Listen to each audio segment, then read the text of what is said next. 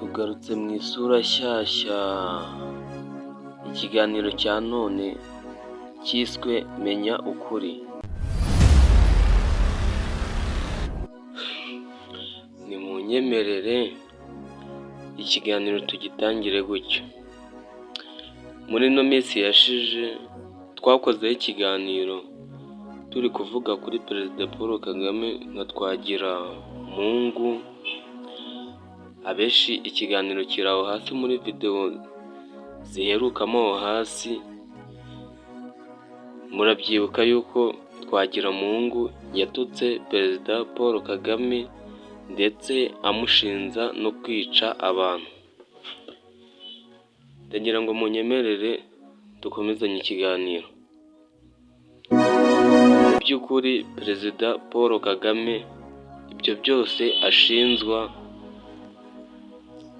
ni ibyakozwe n'abantu muri rusange byo kubavuga ati abishe n'abishwe yari abazi.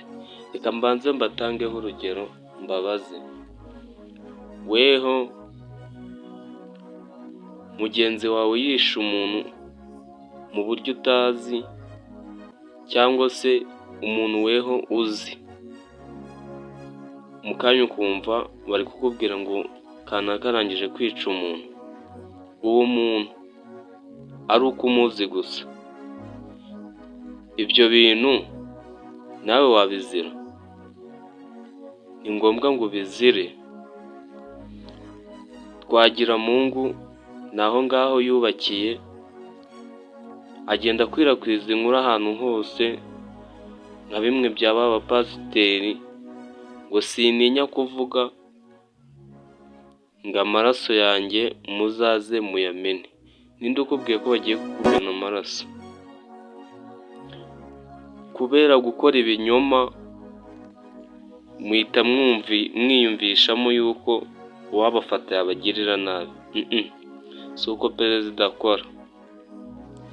Twagiramungu ari nawe pasita uri i Bugande hamwe na Robert, nagira ngo mbasubirize muri iyi video, mubanze mukoreshe mu bwonko, ikubite ku gahanga, numara kwitekerezaho ubwonko bwawe ubukontorore.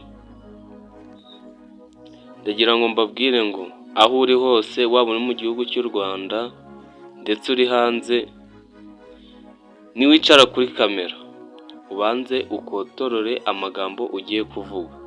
Ni nuko dushoje ikiganiro babwira ngo mugomeze kudusapotinga. Abantu mwumva twakorana, mudukandire aho ngaho kuri subscribe, mukande like, munasharinga iyi video. Ndabakunda cyane.